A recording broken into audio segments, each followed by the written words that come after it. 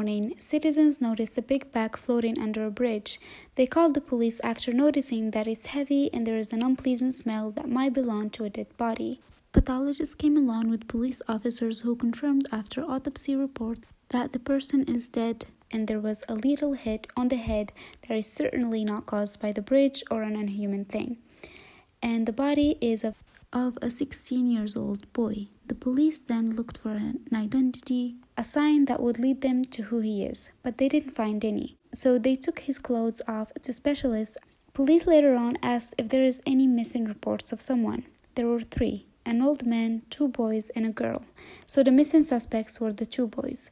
They contacted their family members and found out that one of them came back and the one who's still missing is 24 years old. The body that police found was of a 16-year-old boy.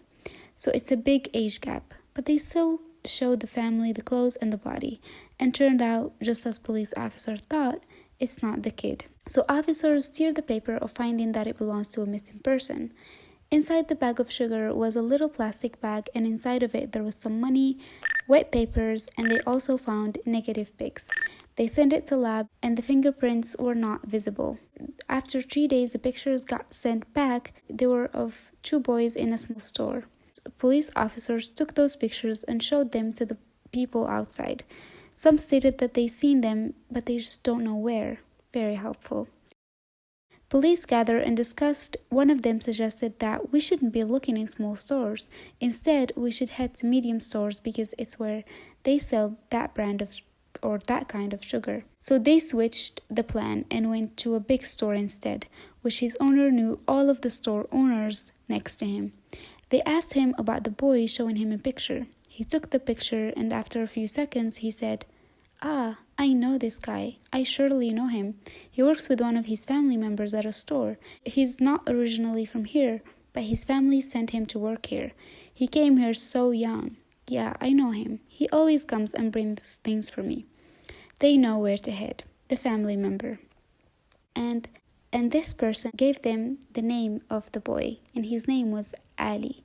They asked him about Ali was he working for you? He said, yeah, he's actually a family member who came from town, and he worked for me for about 2 years, helping me with managing my store as a tenant. How old is he? Police asked. 16, he responded. Where does he live? He lived in a room just here. Can we see the room? They asked him, where is he now? He said, he used to work for me, and after meeting some boys, he asked me for money because he wanted to travel abroad. They asked him about his friends. He says he doesn't know them. Where he used to stay? Here in a room. They found his stuff and asked him, when did he leave? He said, about a month ago. They asked him, well, if he left abroad, why are his stuff still here? He said, maybe he'll be back. With who? He replied, with one of his friends. Can you show us who's this friend? He said, I don't know where he lived. What's his name? I don't know. I never really got to know him. One of the officers noticed that there was blood on the edge of the nightstand near his bed, and when they flipped the bed, they found blood.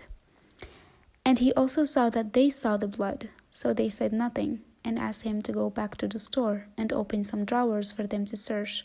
They searched the room, every corner of it, and found an additional ID in a drawer which belongs to the little boy. And the keys of that drawer are owned only by the store owner. They asked him why, but he seemed unsure and he just started rambling. Police then went and asked people around the store, and they said that he is a tenant in the store and he always gets kicked out of the store. Sometimes he even sleeps outside. And they got back to the store owner and arrested him. Asked him who hid the blood in his room. Why would you beat him? He said, no, I didn't kill him. They said, no. We're only asking, why would you kick him out in the middle of the night? He said that he had started doing drugs and he steal money from the store, and he is being around bad people or boys that influenced him. They said they would want to see the guy who pulled him to doing drugs. It's all clear. The sugar bag is sold at your store, police said. The rope is also sold in your store, which we find along with the body. They took him to see the body.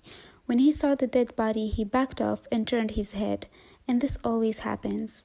When someone is a criminal or done something. One of the police officers said that it always happens, turn their head and refuse to see the dead body. Whereas if the person didn't commit the crime, always step closer to the body no matter how conditioned it is. For example, family members, friends. They asked him to see him, but he refused and said, I didn't kill him. They took him out and asked him to say the truth. He said he started behaving badly, referring to the boy.